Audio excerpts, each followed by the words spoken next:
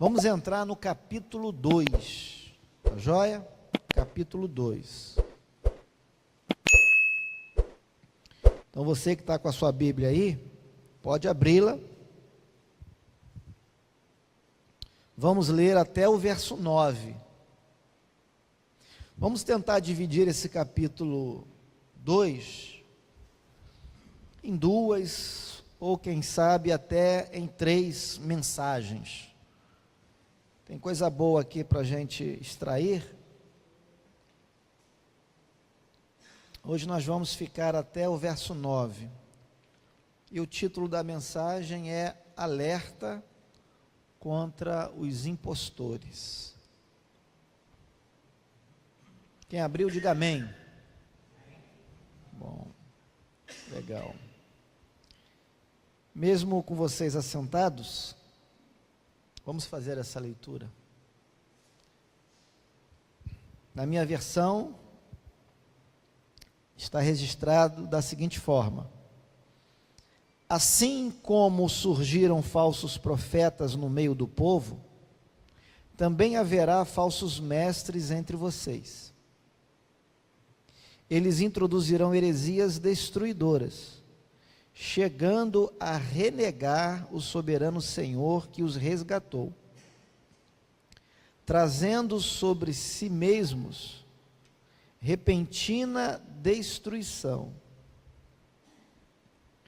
E muitos seguirão as suas práticas libertinas, e por causa deles, olha aí, e por causa deles, o caminho da verdade será difamado. Movidos por avareza, eles explorarão vocês com palavras fictícias, mas, para eles, a condenação decretada há muito tempo não tarda, e a destruição deles não caiu no esquecimento, pois Deus não poupou anjos quando pecaram, mas, lançando-os no inferno, prendeu-os com correntes de escuridão, reservando-os para o juízo. E ele não poupou o mundo antigo, mas preservou Noé, pregador da justiça, e mais 7 pessoas, quando fez vir o dilúvio sobre o mundo de ímpios, e reduzindo a cinzas as cidades de Sodoma e Gomorra, condenou-as à ruína completa, tendo-as posto como exemplo do que viria a acontecer com os que vivessem impiamente, mas livrou o justo Ló, que ficava aflito com a conduta libertina daqueles insubordinados, porque esse homem justo, pelo que via e ouvia ao morar entre eles, atormentava a sua alma justa, dia após dia, por causa das obras iníquas que aqueles praticavam. Assim, o Senhor sabe livrar da provação os piedosos e manter os injustos sob castigo para o dia do juízo. Deus, diante da tua palavra eu peço a tua graça, clamo por tua misericórdia, a fim de que eu possa ser útil nas tuas mãos, em favor de todo este povo que me ouve aqui, e porventura em favor também daqueles que acompanham ou que assistirão a este culto pelas redes sociais da igreja. Onde a tua palavra chegar, onde ela for ouvida, que ali haja o mover do teu Espírito, para a regeneração dos pecadores e glorificação do teu nome. É a minha oração em nome de Jesus Cristo. Amém. Meus irmãos, nós não precisamos ser especialistas em nenhuma área específica. Nós não precisamos ser investigadores ou estatísticos, por exemplo, Basta-nos o conhecimento geral e comum para termos uma noção de que a lucratividade tem a ver com negócios fraudulentos. Você sabe disso. Você sabe que a falsificação de algumas coisas gera renda, gera vantagens para algumas pessoas. É um negócio lucrativo. E a falsificação inclui, por exemplo, obras de arte, inclui joias, roupas, acessórios, inclui literaturas, inclui trabalhos de faculdade, na área de graduação, na área de mestrado, doutorado, chamado plágio. Você sabe que popularmente isso ficou conhecido entre nós como pirataria. É o mercado da falsificação, é o mercado da mentira, do engano. Agora, você também deve saber, assim como eu, que a falsificação, o engano, não é algo recente, é algo antigo. Por exemplo, você sabe que Satanás é o grande enganador. Satanás é o grande mentiroso. Ele é o grande arquiteto da falsificação. E ele trabalha com empenho, ele trabalha com afinco, ele usa as melhores estratégias para atingir o seu objetivo. Desde o Éden, jardim do Éden, nós podemos perceber como ele atua. E precisamos admitir que ele é eficaz naquilo que realiza. Ele não é bobo. Ele não joga para perder. Como eu disse, ele usa as melhores estratégias. Lá no jardim do Éden, ele enganou quem? Eva. O apóstolo Paulo, quando escreveu a sua segunda carta aos Coríntios, no capítulo 11, a partir do versículo 3, o apóstolo Paulo vai lembrar os irmãos da igreja desse fato. O apóstolo Paulo diz assim: temo, olha a apreensão do apóstolo, olha o temor dele, olha a preocupação de Paulo. Ele diz assim: temo que, assim como a serpente, com a sua astúcia, enganou Eva, assim também a mente de vocês seja corrompida, e afaste da simplicidade e pureza devidas a Cristo. Pois, se vem alguém que prega outro Jesus, diferente daquele que nós pregamos, esse nós aqui são os apóstolos, os líderes, os doutrinadores da igreja. Se vem alguém que prega outro Jesus diferente daquele que nós pregamos, ou se vocês aceitam um espírito diferente daquele que já receberam, ou um evangelho diferente do que já aceitaram, vocês toleram isso muito bem.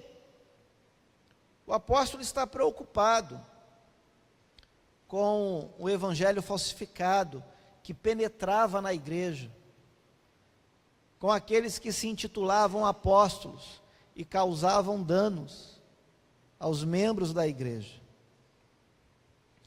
Agora, você também deve saber que Satanás não age sozinho. O diabo tem um exército com ele, a seu serviço. O diabo possui aliados,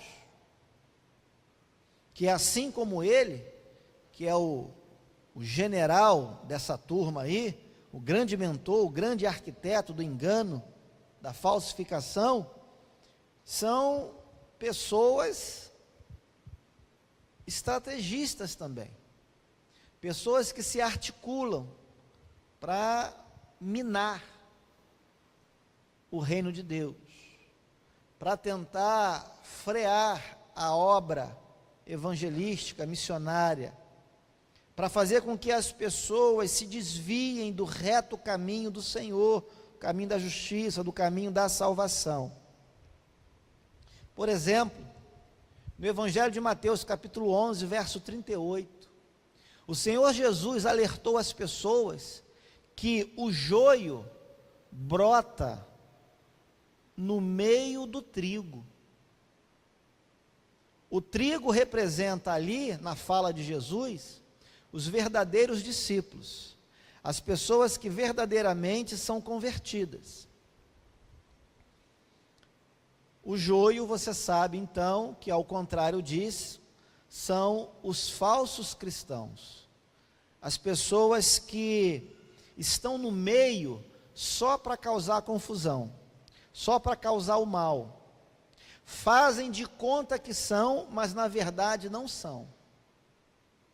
E a coisa é tão séria, que no Evangelho de João, capítulo 8, versículo 44, o Senhor Jesus expressou uma palavra ainda mais contundente para a religiosidade de Israel, ou para os religiosos de Israel. Aquela turma lá de fariseus, de escribas, os sacerdotes.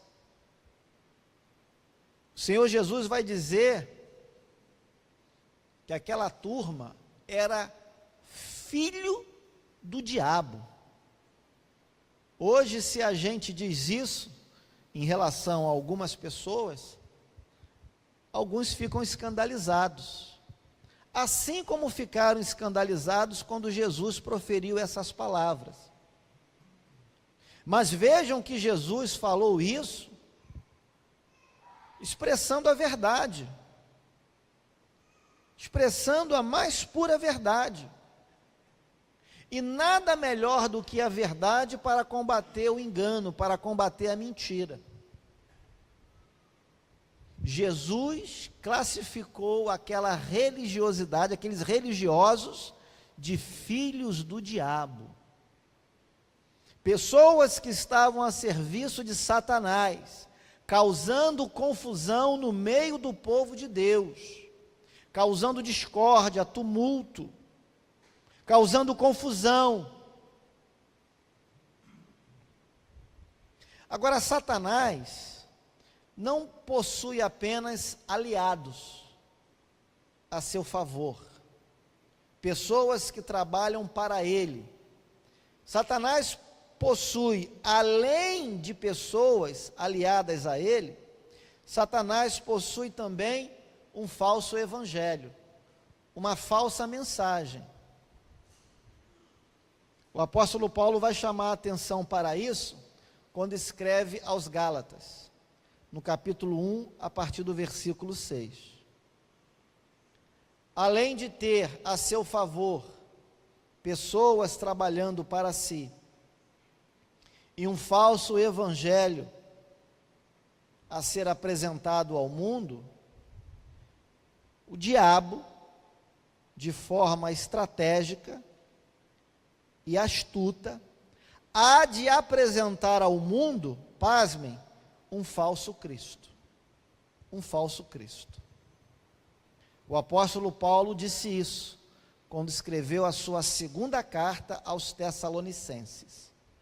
Depois você, em casa, leia o capítulo 2 da segunda carta de Paulo aos Tessalonicenses. Especificamente os versículos 3 a 10.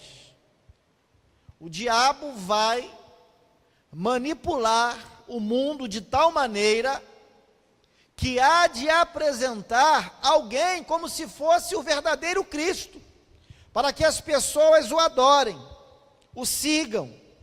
Está na Bíblia, para você ver como a questão da falsidade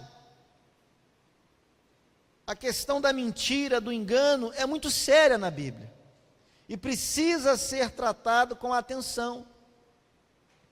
O mesmo Paulo, quando escreveu a sua segunda carta aos Coríntios, ainda no capítulo 11, agora a partir do versículo 13, diz o seguinte: porque esses tais são falsos apóstolos, obreiros fraudulentos, disfarçando-se em apóstolos de Cristo.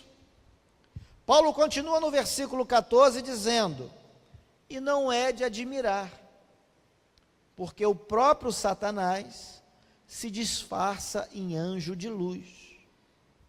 No versículo 15 ele conclui essa ideia.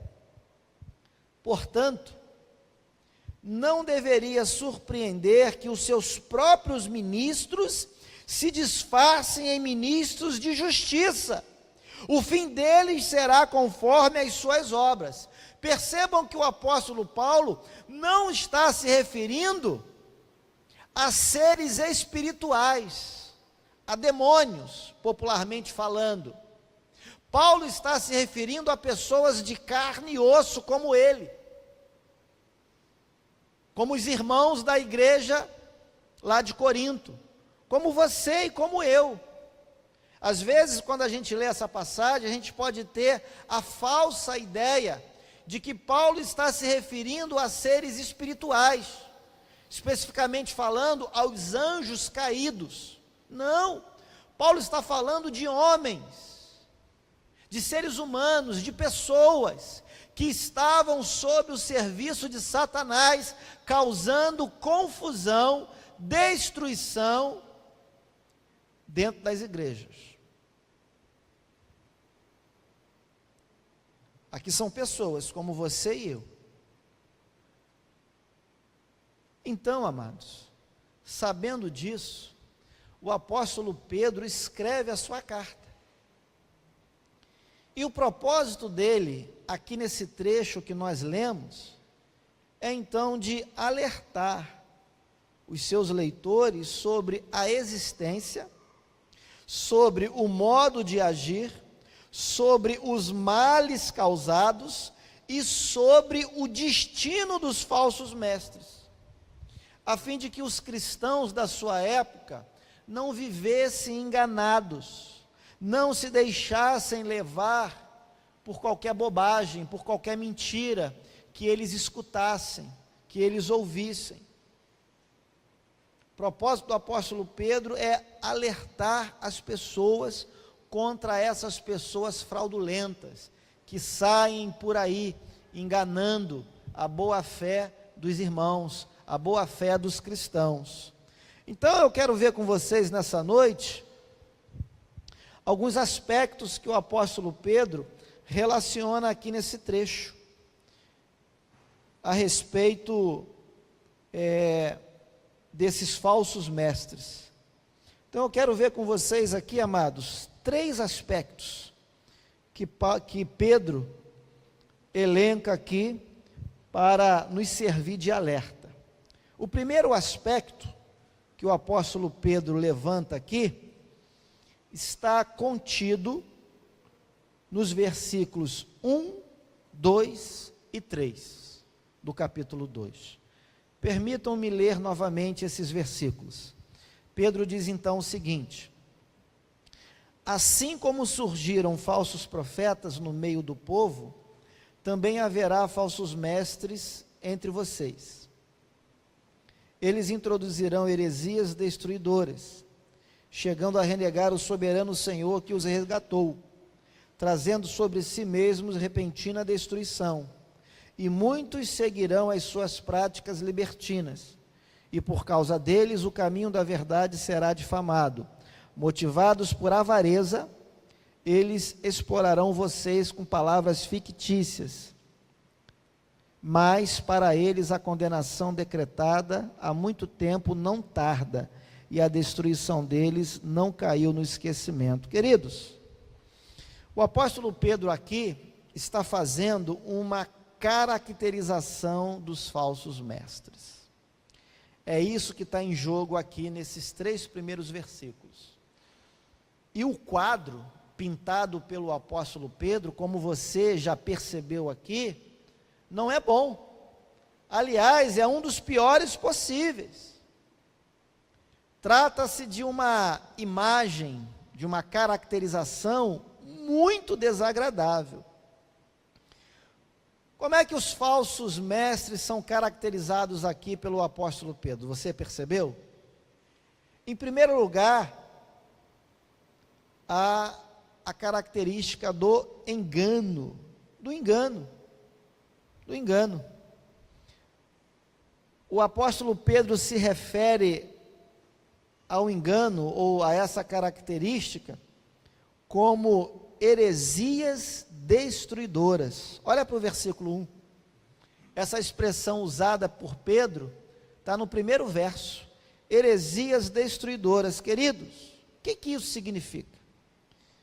Amados, a palavra heresias, aqui nesse contexto, significa ensinos que levam à divisão, ensinos fraudulentos, ensinos perniciosos, prejudiciais, que levam o povo de Deus a se dividir, desacreditando na verdade, ensinos que levam as pessoas a tomarem partido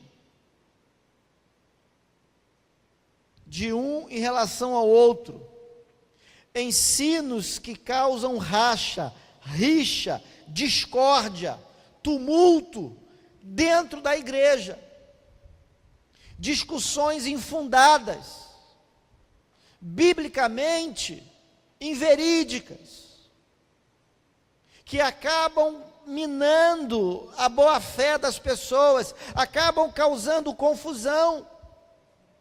A palavra de Deus vai dizer que isso é obra da carne. Paulo diz isso muito claramente em Gálatas capítulo 5, versículo 20. Isso não é obra do Espírito. Aqueles que pregam um falso evangelho, aqueles que enganam as pessoas com doutrinas heréticas, fraudulentas, essas pessoas não falam por parte de Deus, essas pessoas não falam pelo Espírito Santo de Deus, mas falam da própria carne. E Paulo combate isso tanto quanto Pedro. E é por isso, amados, que nós precisamos entender uma coisa. Vamos parar com esse negócio de querer passar a mão na cabeça daquelas pessoas que propagam ensinos antibíblicos, e em nome do amor, em nome de uma unidade, a gente fica abraçando essas pessoas, a gente fica passando a mão na cabeça delas, a gente fica poupando essas pessoas. Pedro e Paulo dizem que essas pessoas causam divisões na igreja. Nós não podemos admiti-las no nosso meio. Nós não podemos admitir o que elas ensinam, o que elas pregam. Precisamos combater veementemente, porque senão nós vamos provar do veneno que elas oferecem. A igreja vai ser contaminada, a sua fé vai ser minada. Então vamos parar com esse negócio. Precisamos lembrar que Jesus chamou essas pessoas de filhas do diabo. Jesus não foi amoroso com essas pessoas. Em nome da unidade, vamos admiti-las em nosso meio, vamos abraçar. Então vale tudo, até mensagem antibíblica, até ensino herético, vale tudo na igreja então, para não perder ninguém. Não vamos perder membro, então deixa todo mundo pregar e ensinar o que quer, deixa todo mundo falar o que der na cabeça. Não é assim, nunca foi assim na história da igreja. Por que vai ser assim na nossa igreja, na nossa época, no nosso tempo?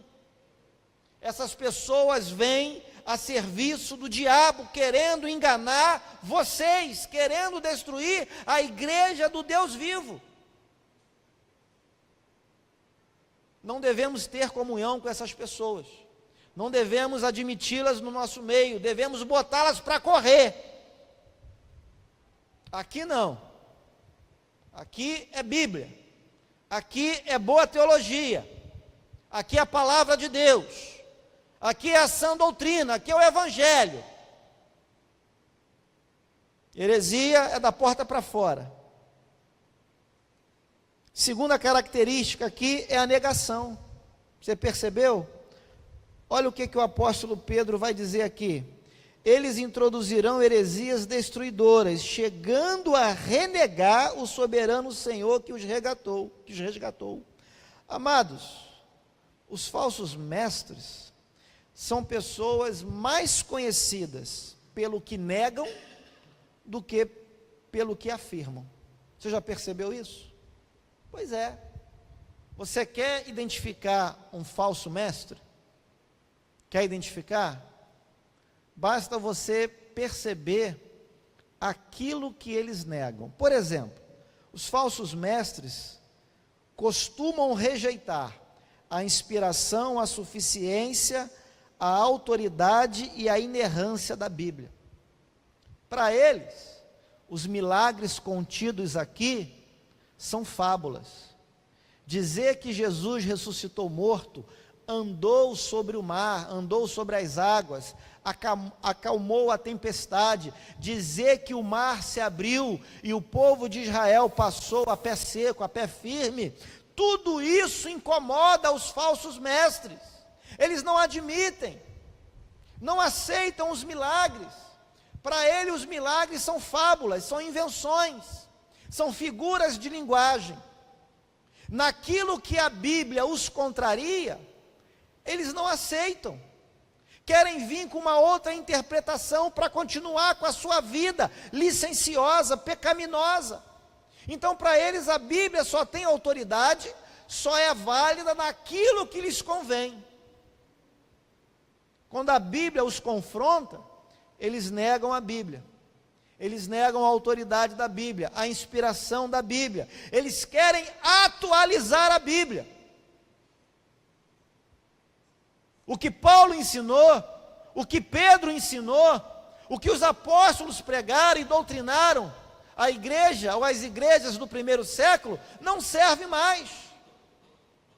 É coisa daquela época, é coisa daquele período, é coisa daquela sociedade.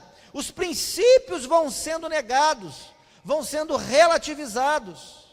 E como se não bastassem, os falsos mestres negam o caráter pecaminoso da humanidade. Então você não é mais responsável pelo seu pecado. Você peca por causa das circunstâncias. Você peca por causa das instituições. Você peca por causa do contexto.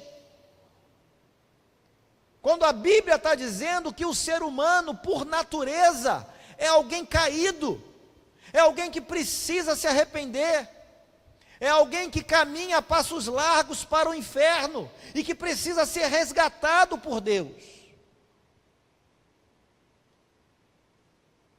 Aí essas pessoas começam com aquelas mensagens psicologizadas no púlpito. Acredite em você, olha para dentro de si. Amado, a palavra de Deus diz que o coração do homem é enganoso.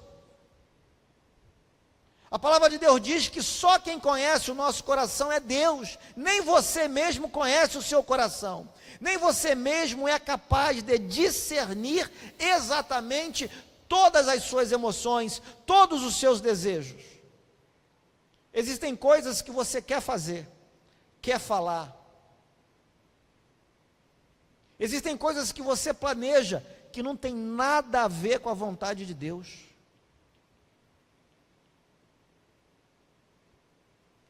Então você precisa se perguntar, você precisa ter cuidado, refletir, antes de tentar confiar em si mesmo, olhar para si mesmo. A Bíblia diz Maldito é o homem que confia no homem. Então, cuidado com essas mensagens recheadas de psicologia. Cuidado com essas mensagens que os coaches estão pregando por aí. Você é o centro. Do coração de Jesus, você é o centro. Cuidado com aquilo que você está ouvindo no rádio e na televisão. São pessoas que não pregam o verdadeiro evangelho. Essas pessoas negam a divindade de Cristo, a salvação somente pela fé e a realidade do julgamento final. Para os falsos mestres, no último dia, Deus vai escancarar a porteira e todo mundo vai entrar. No juízo final, Deus vai passar a mão na cabeça de todo mundo e vai todo mundo para o céu, sem a necessidade de arrependimento nesta vida. Essas pessoas negam a realidade do inferno, a realidade da morte eterna, da separação eterna de Deus. Essas pessoas acham que o espírito vai reencarnar, que o espírito vai se purificar depois da morte. É mentira, biblicamente falando. A Bíblia não ensina isso. O verdadeiro evangelho que o Senhor Jesus nos deixou, que os apóstolos pregaram, não ensina isso. Então, como é que as pessoas podem querer falar em nome de Deus, algo que Deus nunca ensinou, nunca falou na sua palavra? Estão mentindo para você. Mas há uma outra característica aqui dos falsos mestres: sensualidade. Cuidado, hein? Volte lá no texto. Olha o que Pedro diz, versículo 2: e muitos seguirão as suas práticas libertinas, e por causa deles, o caminho da verdade será difamado. Queridos, práticas libertinas aqui significa condutas licenciosas, significa a satisfação dos prazeres da carne. Os falsos mestres transformam a graça divina em desculpa para viverem sem limites, para viverem sem disciplina ética, moral, espiritual. Querem fazer tudo o que sentem vontade, tudo o que dá prazer, querem viver a vida loucamente. Isso não é de Deus, isso não vem de Deus, isso não corresponde à verdade das Sagradas Escrituras. Mas os falsos mestres são caracterizados por essa marca também. Então, cuidado quando disserem para você que você pode viver aí a sua vida na área sexual, por exemplo, de qualquer maneira. É só fazer o que dá vontade, é só fazer o que dá prazer. As pessoas vão bater palma para você, alguns vão bater palma para você, alguns vão homologar a sua conduta. Cuidado com isso, porque a Bíblia condena essas práticas. Porque eu vivo no tempo da graça. Porque Jesus só quer o meu coração. Porque o que importa é o que eu sinto. Mentira! Mentira do diabo. Não é verdade o que estão falando para você. A Bíblia não homologa esse tipo de conduta em nome da graça, em nome do amor, em nome da unidade. Tudo mentira que estão pregando por aí nas igrejas, nos programas de rádio, nos programas de televisão. Cuidado! Outra marca dos falsos mestres é a avareza.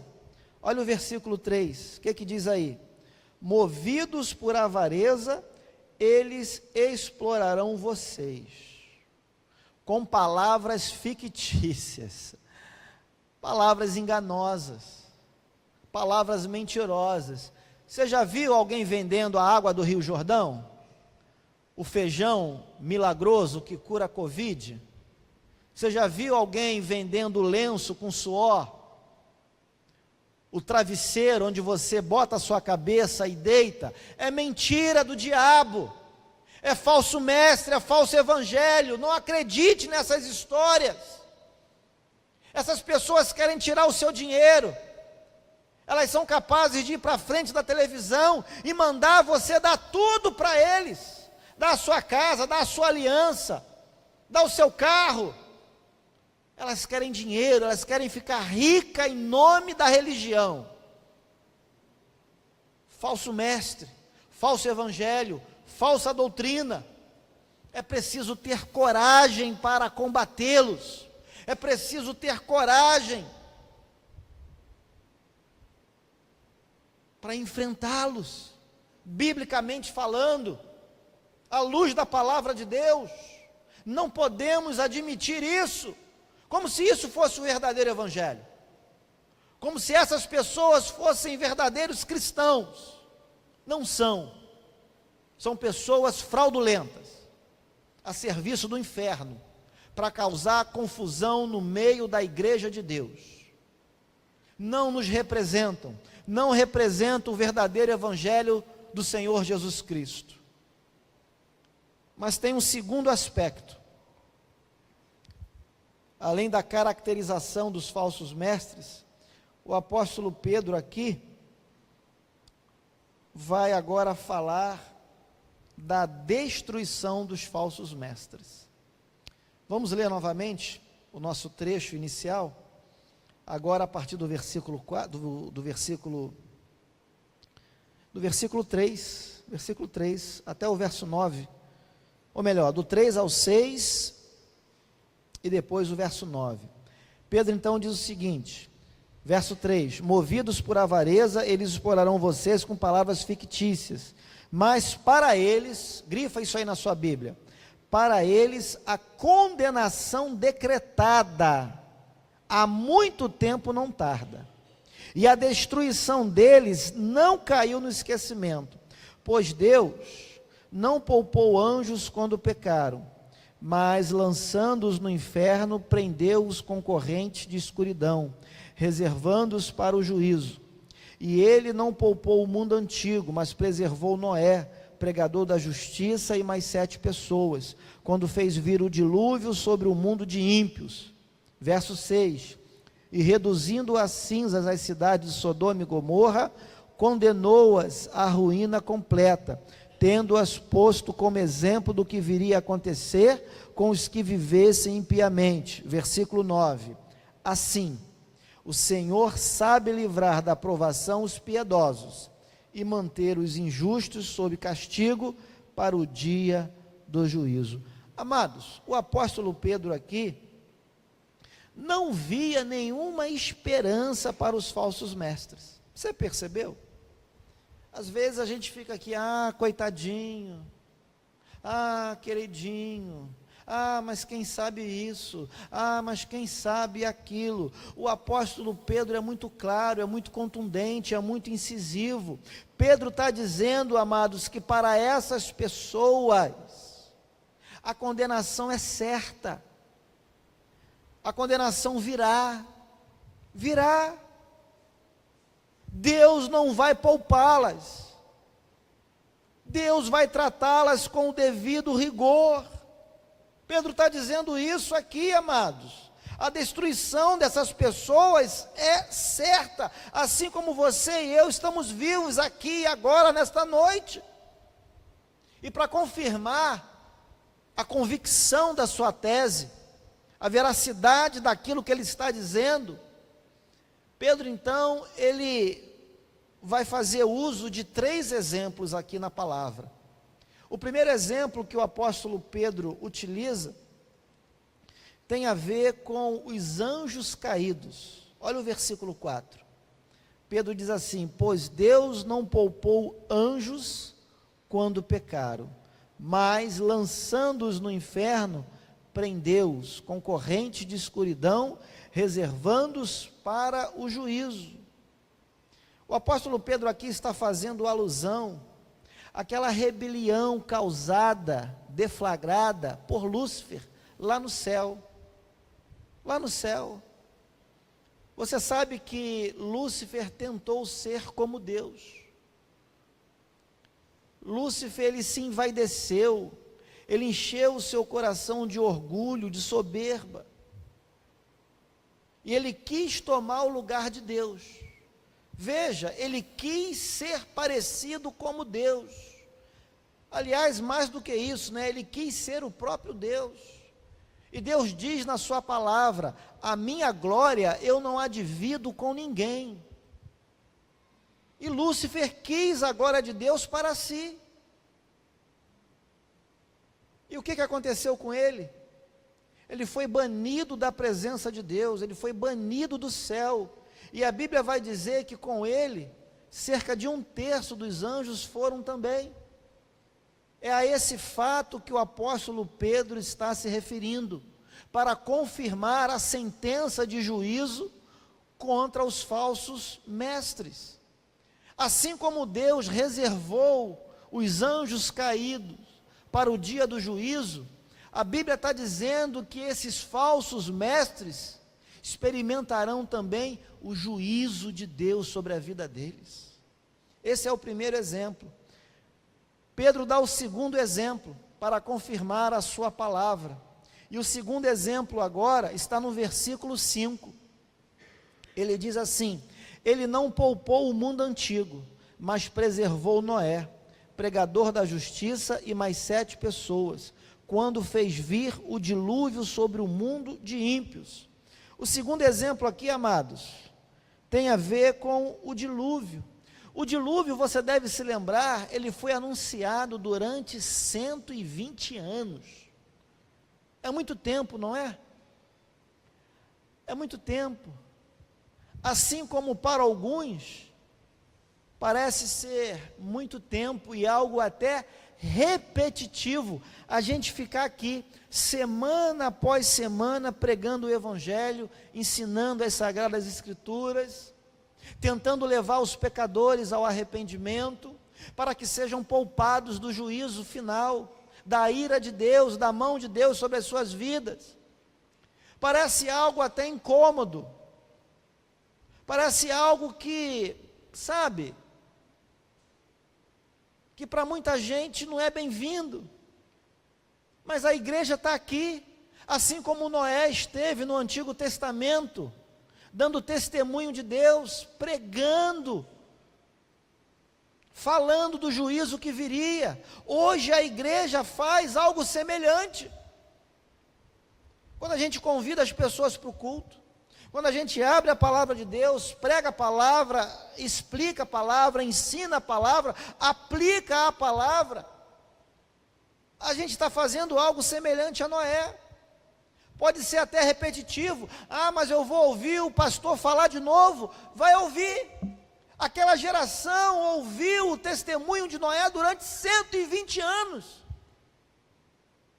E muitos não acreditavam que o juízo de Deus viria sobre aquele povo. E o juízo de Deus veio. O juízo de Deus foi uma realidade. Assim como as profecias que ainda hão de se cumprir, também são uma realidade. O Senhor vai voltar. E quando Ele voltar, Ele vai exercer juízo. A gente fala isso semana após semana. Quarta-feira a gente está aqui pregando, ensinando a palavra.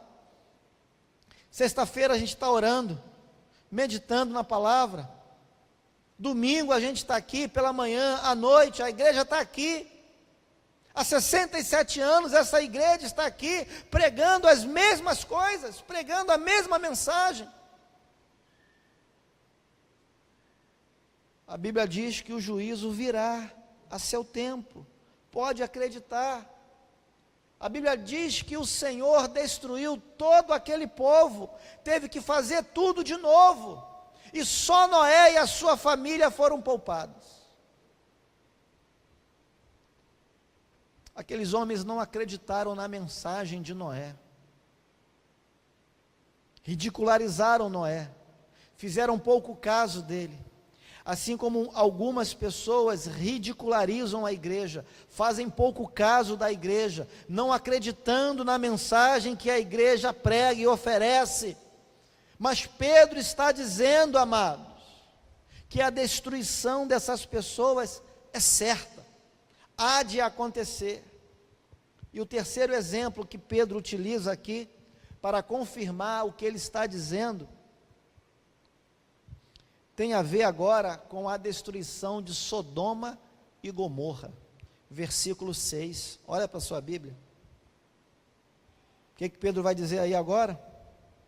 E reduzindo a cinzas as cidades de Sodoma e Gomorra, condenou-as à ruína completa, tendo-as posto como exemplo do que viria a acontecer com os que vivessem impiamente, mas livrou o justo Ló, que ficava aflito com a conduta libertina daqueles insubordinados. Ou seja, o apóstolo Pedro mais uma vez recorre ao Antigo Testamento. Como um bom judeu, Pedro conhecia o Antigo Testamento, as antigas histórias, os antigos relatos. Pedro então recorre àquele episódio que aconteceu lá em Sodoma e Gomorra, e que tem a ver com as práticas pecaminosas daquela gente. Pessoas que viviam em total depravação moral, pessoas que praticavam o sexo antinatural, de uma maneira contrária àquele que foi estabelecido por Deus, pessoas que se comportavam de maneira contrária aos mandamentos do Senhor, para o homem e para a mulher. E hoje tem gente aí aplaudindo o homossexualismo, tem gente aí fazendo casamento de homem com homem, de mulher com mulher. Tem gente que se auto-intitula pastor, pastora, e até mesmo apóstolo ou apóstola. Pasmem vocês, e que vivem de maneira contrária ao que Deus estabeleceu para o homem e para a mulher. Essas pessoas, à luz da palavra de Deus, receberão o juízo do Senhor sobre a sua vida. Não são pastores, não são pastoras, não são apóstolos nem apóstolas, não são nem sequer discípulos do Deus vivo e do Deus Altíssimo. Não são, não são. À luz da Bíblia, não são. Mas tem gente aplaudindo, tem gente dando ouvido a essa galera aí, tem gente se submetendo aos seus ensinos. Terceiro e último aspecto que o apóstolo Pedro apresenta aqui para nós, no capítulo 2, está contido entre os versículos 5 e 9. Leia de novo comigo. Pedro então vai dizer assim, ó, presta atenção. E ele não poupou o mundo antigo, mas preservou Noé, pregador da justiça, e mais 7 pessoas, quando fez vir o dilúvio sobre o mundo de ímpios.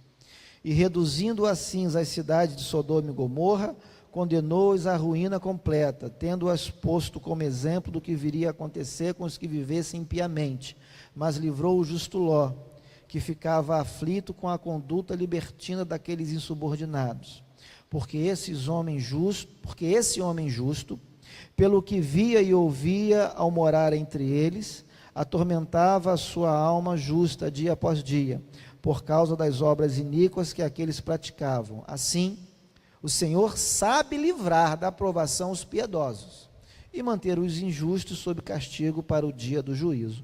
Queridos, o terceiro aspecto levantado aqui pelo apóstolo Pedro agora, na verdade, é um refrigério para o nosso coração, para aqueles que verdadeiramente amam a Deus e que se submetem à sua palavra.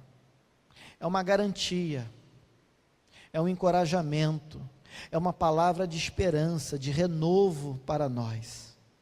O terceiro aspecto, amados, é o livramento dos verdadeiros cristãos. Percebam que o apóstolo Pedro, na sua carta, aqui na sua palavra, ele não apenas alerta a igreja, alerta os leitores contra o perigo dos impostores, como também traz, como eu disse, uma palavra de encorajamento para os verdadeiros cristãos. O apóstolo Pedro volta ao Antigo Testamento, resgata o exemplo de Noé, resgata o exemplo de Ló, homens que viveram numa geração corrompida, numa sociedade pecaminosa, ímpia, homens que não foram poupados da convivência com essas pessoas, homens que não foram poupados da aflição, por verem toda a maldade, toda a iniquidade da sua sociedade, homens que sofreram na sua alma, sofreram no seu espírito, mas homens que confiaram nas promessas de Deus para a sua vida. Noé foi um exemplo. Noé é chamado de pregador da justiça pelo apóstolo Pedro. Ló, apesar de todos os altos e baixos dele, apesar dele ter escorregado ali em algumas questões, o apóstolo Pedro, inspirado pelo Espírito Santo, vai dizer que Ló ficava aflito com a conduta libertina daqueles insubordinados. Ou seja, o apóstolo está dando, de maneira inspirada, um testemunho a respeito de Ló, que Ló, apesar de tudo, ele não concordava com aquilo, ele não participava daquilo, muito pelo contrário, ele vivia angustiado. Esses homens, queridos, devem nos servir de exemplo, de que apesar de nós convivermos numa sociedade corrompida, numa sociedade que muitas vezes até debocha da nossa fé, numa sociedade que muitas vezes não quer nada com a igreja, fala mal da igreja, deturpa o evangelho, o apóstolo Pedro está dizendo que apesar disso tudo, assim como Deus livrou, poupou a vida de Noé, a vida de Ló, Deus há de poupar a vida dos seus verdadeiros filhos. Deus há de cumprir as promessas que Ele tem para a sua igreja. Então você não precisa viver desesperado.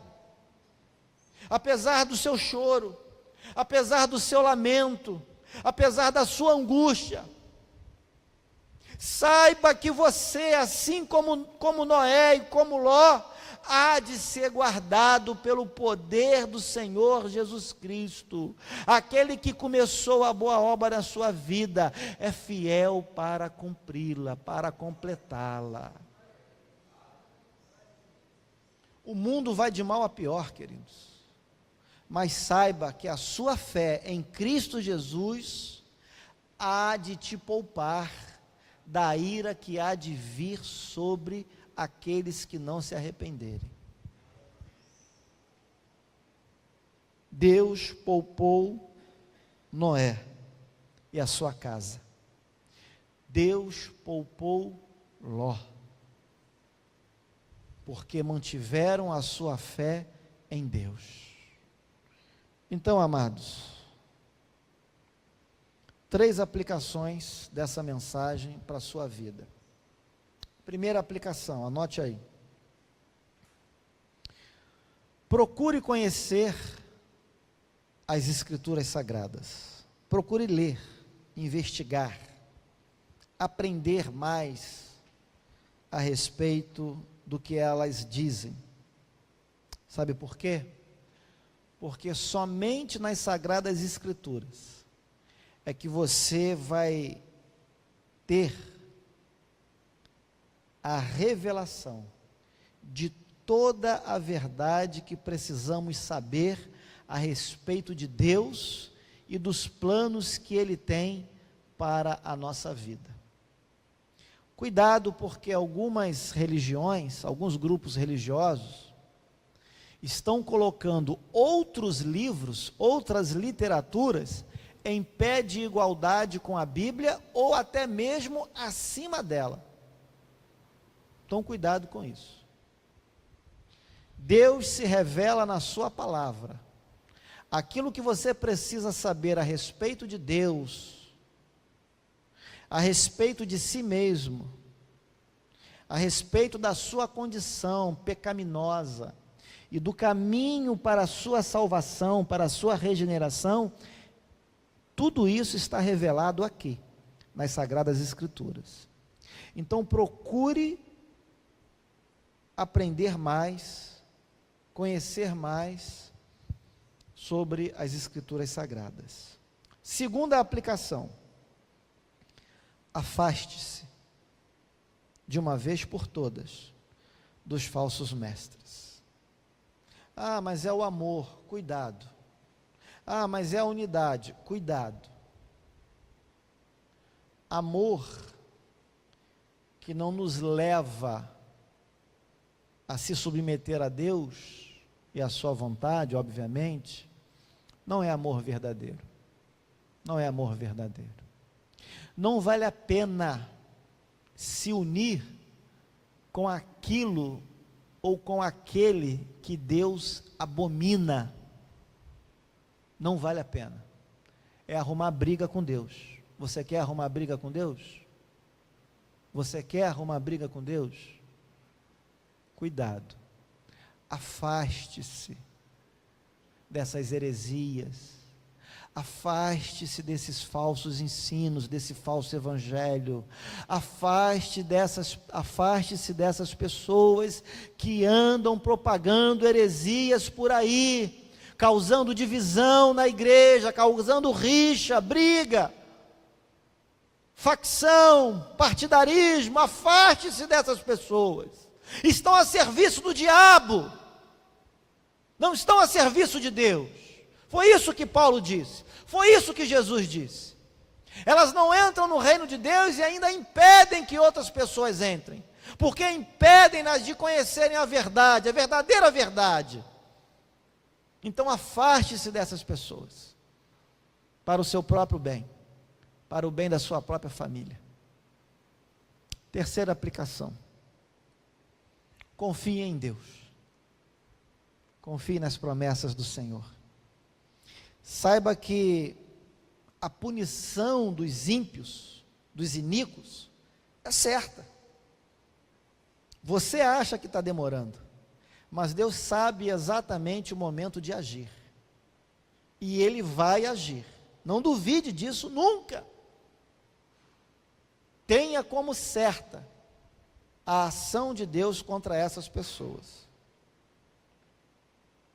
É o próprio Senhor quem executará juízo contra elas. E alegre-se, porque assim como Deus há de executar juízo contra elas, Ele há de favorecer o seu povo. Ele há de te livrar. Ele há de te conduzir para as moradas celestiais. A você que confia nele, a você que entregou o seu coração nas mãos dele, a você que semeia a boa semente. Alegre-se.